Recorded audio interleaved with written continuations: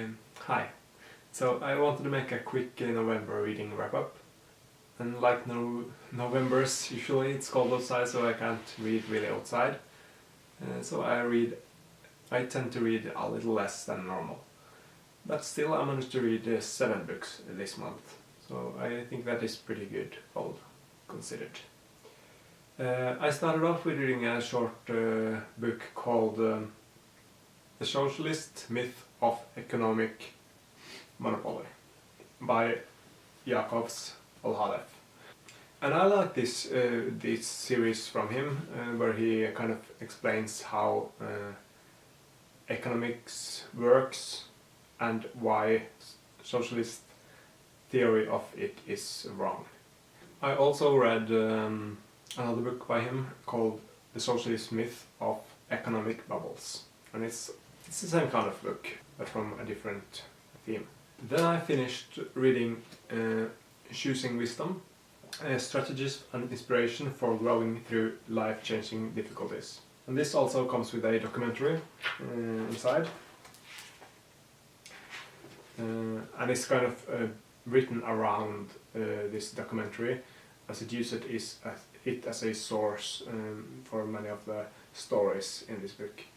I really loved the first few chapters, and when he kind of explains what wisdom is, and then the rest of the book is how adversity and difficulties can create wisdom in you, and how you can overcome those stages of life to become a more wise person. But there's a lot of books with research, there are a lot of stories, and it kind of comes a little bit repetitive after time. So the good parts in this book was really good, and then the other parts were kind of, I like to say, filling material to get the, yeah. But it was an okay read. Then I read my second Kierkegaard, and it is Fear and Trembling by Søren Kierkegaard. And in this book he takes the story of when Abraham had to sacrifice Isaac, and kind of tries to explain about from that story what faith is all about, and how it's connected to this unexplainable part of our being. I find that I don't like Kierkegaard so much because he talks in such a way that it makes it hard to follow. But there are parts in it that are really good, of course, but then most of it is just him writing it much more hard way that he could have done, basically. And it's not something I want to dwell long times on, because it's not substantial philosophy, it's just explaining by a biblical story some philosophical aspects of what faith is. So it's not really deep, because it uses such a narrow framework for it. Then I read a Norwegian book, or a Norwegian translation of a book by Plato, and it is Socrates' Forsvarstale. And I think that in English this is called the Apology, where Socrates is defending himself at the court before he's sentenced to death. And it was actually quite interesting read. It was very easy language, that the translation at least was, and I think Socrates came forth as a good speaker. And I think this is one really such an easy classic that you should pick up and read if you are interested in early philosophy and need to get into the mind of Plato's version of Socrates. Then I read Why Good Arguments Often Fail, Making a More Persuasive Case for Christ by James Sire.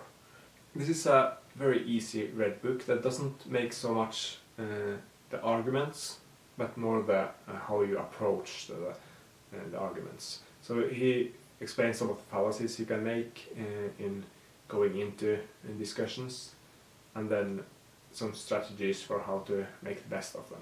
It was a sympathetic book towards the issues and I like that, but I think it was a little bit badly edited. Still, it's a good book that I do recommend. And then lastly, a book that I have used a few months to read through, because it is a really big book and it is a dense and difficult book to read. And it is For the Love of Wisdom by Joseph Piper. Essays on the Nature of Philosophy.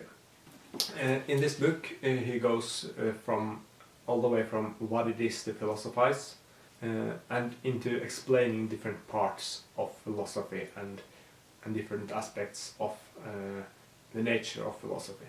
So, for example, he discusses what philos is and what the wisdom is and what the love of wisdom is, and then the aspect of tradition in wisdom and philosophy, and then about truth. But all in all, this is a really, really good book. If you take the time to read it, you'll find a lot of really great content, and Joseph Piper is really thorough in how he explains the themes he are going to explain. So he may use a little bit too many words maybe, and a little too maybe sophisticated language, I would say, so that it becomes really dry in parts. But then sometimes he is really, really on the point and manages to explain difficult issues in a very clean and understandable manner.